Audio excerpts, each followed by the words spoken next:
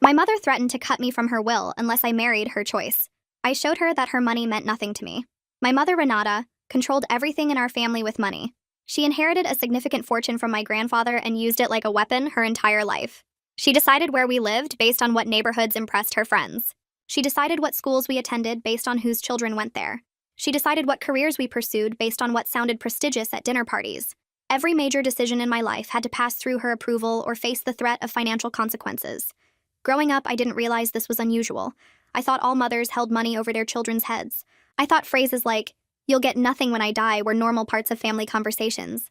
I thought love and inheritance were the same thing. By the time I understood how twisted this was, I was already deep in the cycle of trying to earn her approval. I became a lawyer because she wanted a lawyer in the family. I dated people she approved of because she threatened to stop paying my student loans if I didn't. I attended events I hated and smiled at people I couldn't stand because she reminded me constantly that my future comfort depended on staying in her good graces. My younger brother figured out the game earlier than I did. He rebelled at 17 and moved across the country at 18. My mother cut him off completely and told everyone he was dead to her. She changed her will publicly and made sure the whole family knew he would receive nothing. She used him as an example of what happened when children disobeyed. I watched and learned to stay quiet. Then I met someone my mother didn't choose. His name was Franklin, and he worked as a carpenter. He built custom furniture for wealthy clients and made a decent living doing work he genuinely loved. We met at a coffee shop when he complimented the book I was reading. We talked for 2 hours, and I gave him my number without thinking about what my mother would say. For the first 6 months, I kept Franklin's secret. I told my mother I was too busy with work to date. I saw him on weekends and pretended I was visiting friends. I fell in love while lying to everyone about it. Eventually, my mother found out because she always found out. She had friends everywhere who reported back to her. Someone saw me with Franklin at a restaurant and described him as working class. My mother called me immediately demanding an explanation. I told her the truth. I said I'd been dating someone for 6 months and I was happy. She asked what he did for a living. I told her. She said absolutely not. She said I would end things immediately or face consequences. She said she had someone better in mind for me. His name was Lawson, and he was the son of one of her wealthy friends. He worked in finance and came from old money and looked exactly like the kind of husband my mother could brag about. She'd been planning this match for years, apparently. She just hadn't told me until now. I said I wasn't interested in Lawson. I said I was in love with Franklin. She said love was irrelevant and financial security was what mattered. She said Franklin could never provide the life I deserved. She said if I didn't end things and give Lawson a chance, she would remove me from her will entirely. I would get nothing. Not the house, not the investments, not the jewelry, not any of it. I would be as dead to her as my brother was. I asked for time to think. She gave me 2 weeks. During those 2 weeks, I did a lot of thinking, but not about what she expected. I thought about my brother, who had been cut off for years and somehow survived. I thought about Franklin, who built beautiful things with his hands and never once asked about my family's money. I thought about myself and the person I had become trying to please a woman who only loved me conditionally. I thought about what I actually wanted from life versus what my mother had decided I should want. At the end of 2 weeks, I called my mother. I told her I chose Franklin. She said she was disappointed, but not surprised. She said I was making the biggest mistake of my life. She said she would have her lawyer change the will by the end of the week. She said I should remember this moment when I was struggling in a few years while Lawson's wife lived comfortably. Then she hung up. I expected to feel devastated. Instead, I felt free. The threat she had held over me my entire life finally landed, and I was still standing. She had no more power over me because she had used her only weapon. I couldn't be threatened with something that had already happened. I threw myself into building a life that didn't depend on her money. I worked harder at my law firm and got promoted twice in 3 years. And I moved in with Franklin and we bought a small house together. I reconnected with my brother, who had built a successful life without any family support.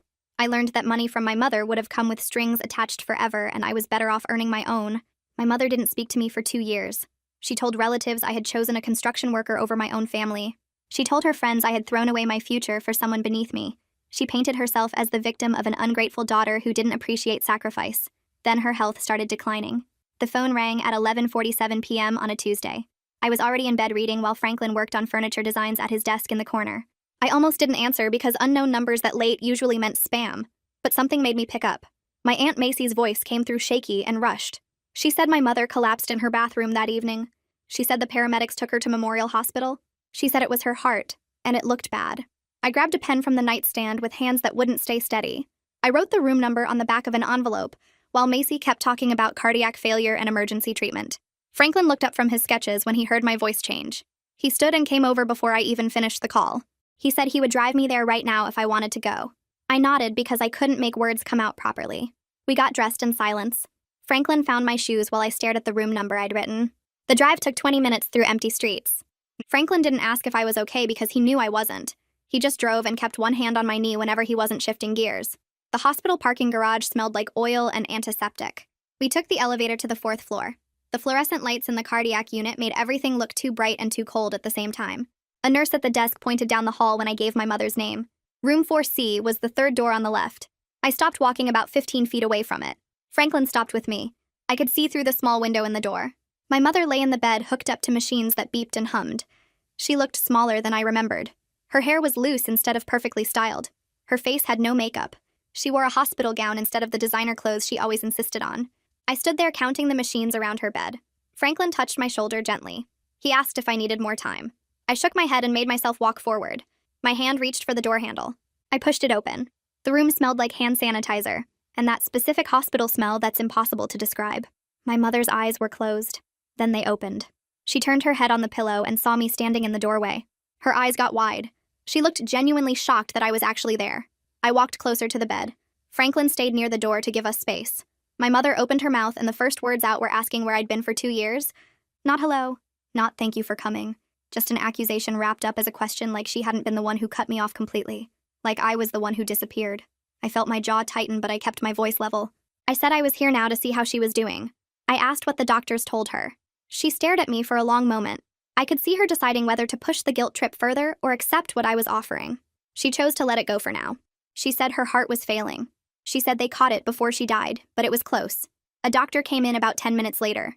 He was young with tired eyes and coffee stains on his white coat. He looked at me and asked if I was family. I said I was her daughter. He nodded and started explaining in terms I barely followed about cardiac function and valve problems and surgical options. He said my mother needed surgery within the next few days. He said recovery would take months. He said she would need care and support and probably couldn't live alone for a while. I asked about success rates. I asked about risks. I asked practical questions while my mother watched me from the bed. I could feel her looking for signs of either total devotion or complete abandonment. I gave her neither. I just listened to the doctor and took notes on my phone. Franklin drove me home around 2 a.m. I called my boss from the car and left a message saying I'd be late to work. I didn't sleep that night. I lay in bed staring at the ceiling while Franklin snored softly beside me. The next week turned into a blur of hospital visits squeezed between work obligations. I went Tuesday evening after finishing a deposition. I went Thursday during my lunch break and ate a sandwich in the parking garage afterward. My mother acted grateful, but also wounded, like I should be there more. Like I should drop everything and camp out in her room. Franklin noticed I came home tense and quiet after each visit. He found me Saturday morning staring at my coffee without drinking it. He sat down across from me at our small kitchen table. He said he was worried about me. He said I seemed exhausted and anxious all the time now. He said I needed to figure out what level of involvement I could actually handle before this consumed me. His words made sense, but I didn't know how to answer. My brother Juliet called me the following Monday. I was at work reviewing contracts when my phone buzzed with his number. We hadn't talked in a few months. He said he heard through family gossip that our mother was in the hospital. He asked how bad it was. I told him everything the doctors said. We ended up talking for 2 hours. We shared stories about our mother's patterns. We realized we both felt the same confusing mix of concern and resentment. He felt guilty for being relieved he lived across the country. I felt guilty for only visiting twice a week. Talking to him helped more than I expected. It made me feel less alone in having complicated feelings about our mother almost dying. I went back to the hospital Wednesday evening. I walked down the familiar hallway toward room 4C. A man in an expensive suit stepped out from the waiting area near the elevators. I recognized him as Alexei, one of my mother's oldest friends. He said my name and walked toward me with purpose. He said we needed to talk. He backed me into a corner near the vending machines. He said I needed to forgive and forget, because family was everything. He said my mother was sick and scared. He said this was my chance to fix our relationship. He said blood was thicker than water and I was being stubborn. I kept my voice polite but firm. I said he didn't know the full story. I said I was doing what I could manage. I said this was between my mother and me. He looked disappointed, like he expected me to break down and promise to be the perfect daughter. I walked past him to my mother's room. She was sitting up in bed picking at a dinner tray. I pulled a chair close and asked how she was feeling. She said she was tired. She said the surgery was scheduled for Friday morning. Then she started talking in that careful voice she used when she wanted something. She said she'd been thinking. She said she handled things badly 2 years ago. She said she was sorry I felt hurt by her decisions. I felt something cold settle in my chest. The non-apology was so obvious it almost made me laugh. Sorry I felt hurt. Not sorry for what she did. Sorry I had feelings about it. Like my reaction was the problem instead of her actions. I felt the small hope I'd been carrying deflate. She still didn't understand what she did wrong. She couldn't take real responsibility. I said I appreciated her trying. I didn't say anything else. The attorney called Thursday morning while I was in a meeting with a client. I saw Gil Farmer's name on my phone screen and stepped out to take it. He said he was my mother's estate attorney. He said my mother asked him to contact me about updating her will. He said she wanted to make changes now that she was facing her mortality. I felt anger rise hot and sharp. Even from a hospital bed facing surgery, she was using her will as a tool. She couldn't just be sick. She couldn't just let me help without turning it into a transaction. I told Gil I didn't want to discuss her will while she was sick. I said it felt wrong to talk about inheritance when she might die on an operating table. He said he understood, but he was following her instructions. I hung up and stood in the hallway outside the conference room, trying to breathe normally. Work got harder to focus on. I sat in client meetings and realized I hadn't heard the last 5 minutes of conversation. I reviewed documents and had to reread the same paragraph 4 times. My boss noticed during an important meeting with a potential client. I blanked on a simple question about timeline. She covered for me smoothly but pulled me aside afterward. She asked if everything was okay. I said I had some family stuff going on. She said to let her know if I needed time off. I realized I needed to set clearer boundaries before this crisis ate my whole life. I couldn't be the daughter my mother wanted, and also be the lawyer my firm needed. I had to choose what I could actually give and accept that it wouldn't be enough for everyone. I came home that evening and Franklin was in the kitchen making dinner. He asked how my day was, and I said fine. He mentioned he'd picked up groceries and noticed we were low on coffee. I snapped at him about leaving the grocery bags on the counter instead of putting things away immediately. He stopped chopping vegetables and looked at me. The kitchen got quiet except for something simmering on the stove. He said I'd been on edge for days and he was worried about me. I told him I was handling it. He put down the knife and said I wasn't handling it, I was letting it consume me. He said he watched me turn into someone else every time I came back from the hospital. He said my mother spent years controlling me with money and now she was controlling me with guilt, and I was letting it happen all over again. He said he worried I was losing myself trying to be the perfect daughter for someone who never treated me well. His words landed hard because they were true. I'd been so focused on doing the right thing that I forgot to protect myself from falling back into old patterns. I apologized for snapping at him. He came over and hugged me and said we needed to figure out what I could actually give without destroying myself in the process. Juliet called 2 days later saying he'd booked a flight. He arrived on a Thursday afternoon and we drove straight to the hospital. I felt nervous about bringing him because my mother hadn't seen him in over 5 years. We rode the elevator up to her floor without talking much. When we walked into her room together, my mother's face went through several expressions in quick succession. Surprise first, then something that looked like fear, then something softer I couldn't quite name. She stared at both of us standing there, her 2 rejected children in one room. Juliet said hello and asked how she was feeling. She said she was tired, but recovering. The 3 of us sat in awkward silence for a few minutes. Then my mother started crying quietly. She said she never thought she'd see both of us together again. She said she'd made terrible choices and pushed away the people who mattered most. Juliet and I exchanged glances. It wasn't a full apology, but it was closer than anything she'd said before. We stayed for an hour and talked about neutral things like the weather and the hospital food. When we left, Juliet said that was harder than he expected, but also better somehow. My Aunt Macy caught me in the hospital parking lot the next day. She'd been visiting my mother and saw me walking to my car. She asked if we could talk for a minute. We sat on a bench outside the main entrance. Macy said my mother had been talking to her about how lonely the past 2 years had been. She said my mother missed me and Juliet more than she'd admit to us directly. She said our mother was too proud to say she was wrong, but clearly felt bad about losing her children over money and control. Macy said she'd watched my mother look at old photos and cry when she thought no one was watching. I felt something shift in my chest. It wasn't forgiveness exactly, but it was understanding that my mother was suffering too. Macy said she wasn't making excuses for what my mother did, just wanted me to know that my mother did have regrets even if she couldn't say it properly. I thanked Macy for telling me. She hugged me and said family was complicated but worth fighting for when possible. 3 days after her surgery, my mother had a setback. Her heart rate dropped and the monitors started beeping. Nurses rushed in and pushed me out of the room. I stood in the hallway watching through the window as they worked on her. A doctor came out 20 minutes later and said she'd stabilized, but it had been close. He said the next 24 hours were critical. I called Juliet and Franklin and then I went back into her room. My mother looked so small in the hospital bed with all the tubes and wires. I sat down and took her hand carefully. It felt thin and cold. She squeezed back weakly without opening her eyes. We sat like that for hours. I didn't say anything, and neither did she, but something changed between us in that silence. I realized I didn't want her to die with all this anger and distance between us. I wanted her to know I loved her even though she'd hurt me. I wanted to find some kind of peace before it was too late. When my mother finally stabilized and woke up properly, she seemed different, softer somehow. She asked me about my life with Franklin in a way that sounded actually curious instead of judgmental. I told her about our house and how Franklin had built most of our furniture by hand. I described the dining table he'd made from reclaimed wood and the bookshelves he'd designed for my law books. She listened without interrupting or criticizing. She asked what kind of work Franklin was doing now. I explained he'd gotten a contract making custom pieces for a new hotel downtown. She said that sounded like good work. The conversation felt strange and fragile, like we were both trying hard not to break whatever small connection we'd found. I left that day feeling something I hadn't felt about my mother in years. Hope, maybe, or at least possibility. The next week, I ran into my mother's nurse in the hallway. Her name was Catherine, and she'd been taking care of my mother since the surgery. Catherine stopped me and said she wanted to tell me something. She said my mother talked about me all the time. She said there was a photo of me on the bedside table that my mother looked at constantly. I was surprised because my mother never showed that kind of open affection before. Catherine said my mother had mentioned several times how much she missed having me in her life. She said my mother seemed to regret a lot of her past choices. I thanked Catherine for telling me. It made me wonder if being sick had changed my mother's view on what actually mattered. Maybe facing death made her realize that money and control meant nothing compared to having people who loved you. 2 weeks after the surgery, my mother asked if we could talk seriously. I pulled my chair close to her bed. She said she'd been thinking a lot while lying there recovering. She said she was wrong to try to control my life the way she did. She said she did it because she wanted me to be secure and comfortable. She said she grew up with nothing and spent her whole life afraid of being poor again. She said she thought money could protect me from suffering.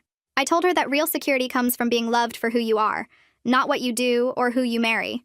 I said feeling controlled and conditional wasn't security at all. My mother started crying. It was the first time I could remember seeing her actually cry with real emotion instead of angry tears.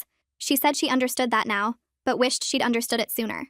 She said she wasted so many years being afraid and trying to control things that didn't need controlling. I reached over and held her hand while she cried. A few days later, my mother said she wanted to meet Franklin properly. Not just see him in passing, but actually talk to him and get to know him. I felt nervous about it, but agreed. I brought Franklin to the hospital that weekend. My mother was sitting up in bed looking more alert than she had in weeks. She shook Franklin's hand and thanked him for coming. Then she started asking him questions about his work and his family and how we met. Franklin answered everything honestly and patiently. He talked about learning carpentry from his grandfather and why he loved working with wood. He talked about meeting me in the coffee shop and knowing immediately that he wanted to get to know me better. My mother asked pointed questions about his business and his plans for the future. Franklin didn't get defensive or try to impress her. He just told the truth about loving his work and loving me, and building a good life together. I watched my mother's face while he talked and saw her really listening for the first time. After Franklin left, my mother was quiet for a while. Then she said she could see why I chose him. She said he clearly loved me and treated me well. She said he seemed like a good man who made me happy. It wasn't a full apology for everything she'd put me through. It wasn't even close to making up for the years of control and threats. But it was something. It was her acknowledging that my choice was valid and that I knew what was right for my own life. That meant more than I expected it to. Gil called me the following week. He said my mother had given him new instructions about her will. He said she wanted to restore me as a beneficiary. I went to the hospital and asked my mother about it directly. She said she wanted to do right by me while she still could. I told her I didn't want her money if it came with conditions or expectations. I said I'd built a life without it, and I was fine. She said there were no conditions this time. She said she just wanted to know I'd be taken care of if something happened to her. She said it wasn't about control anymore. It was about love. I didn't know if I believed that completely, but I could see she was trying. I coordinated with Juliet about taking my mother to her follow-up appointment the next week. We met at the hospital entrance and walked together to the cardiology wing where they'd scheduled her checkup. My mother sat between us in the waiting room and reached for both our hands at the same time. Her fingers felt thin and cold, but her grip was firm. She looked at me first, then at Juliet, and her eyes filled with tears. She said she'd been thinking a lot during her recovery about all the years she wasted trying to control us instead of just loving us. She said she could have been enjoying having us in her life this whole time, but she was too busy being proud and stubborn. She said she finally understood what she lost when she cut us off, and she was sorry it took almost dying for her to figure it out. Juliet squeezed her hand, and I felt my throat get tight. The nurse called her name, and we all stood up together. After the appointment showed good progress, I suggested we plan a family dinner at our house. My mother looked surprised, but agreed immediately. Franklin and I spent the weekend getting ready for the dinner. He cleaned the house while I cooked, and we both felt nervous about having my mother in our space for the first time. Juliet arrived first with a bottle of wine, then Aunt Macy showed up with flowers, and finally my mother came carrying a store-bought dessert. I watched her walk through our small living room and look at everything. She stopped at the dining table Franklin had built, and ran her hand across the smooth wood surface. She asked Franklin how long it took to make, and he explained the process of selecting the wood and joining the pieces. She listened carefully and said it was beautiful work, and she could tell he put real care into it. Franklin looked pleased and a little shocked. We sat down to eat, and the conversation stayed light at first. Macy told stories about family members, and Juliet talked about his work. My mother asked Franklin questions about his business and actually seemed interested in his answers. She complimented the food and thanked me for hosting. At one point, I looked around the table and realized this was exactly the kind of family gathering I'd always wanted, but never thought we could have. Everyone was relaxed and genuine, and nobody was performing for anyone else. After dinner, we moved to the living room and talked for another hour before people started leaving. My mother hugged me at the door and thanked me again for including her. 3 months passed, and my mother continued recovering well. We established a routine of talking on the phone every week and having dinner once a month. The first time I had to say no to one of her requests, I braced myself for a fight. She'd asked me to attend a charity event with her on a night I already had plans with Franklin. I explained I couldn't make it, and waited for her to push back or guilt me. Instead, she just said okay, and asked if we could do lunch the following week instead. That moment proved to me she was actually capable of respecting boundaries when she chose to. Our relationship wasn't perfect, and probably never would be. She still made comments sometimes that showed her old way of thinking, but when I called her on it, she apologized and tried to do better. She asked about Franklin's work and remembered details from our conversations. She reached out to Juliet regularly, and made an effort to repair that relationship too. The change wasn't dramatic or complete, but it was real and consistent. I started to believe this new version of our relationship might actually last. I sat in our living room one evening with Franklin looking through photos on my phone from the family dinner. He pointed at one of my mother laughing at something Juliet said, and mentioned how different she looked compared to the stern woman in the hospital months ago. I scrolled through more pictures and realized something important. I'd spent years thinking the only way to win with my mother was to either submit completely or cut her off entirely. But I'd found a third option that I never knew existed. I got my family back, but on terms that felt honest and healthy instead of manipulative and conditional. My mother would never be the warm, unconditionally loving parent I wished I'd had growing up. She would always have that controlling streak and that need to manage situations. But she was trying now in ways she never did before, and that effort meant something real. I'd learned that sometimes good enough is actually enough, and that imperfect relationships can still be valuable if both people are willing to work at them. Franklin put his arm around me and asked what I was thinking about. I told him I was just grateful for how things turned out, and I meant it.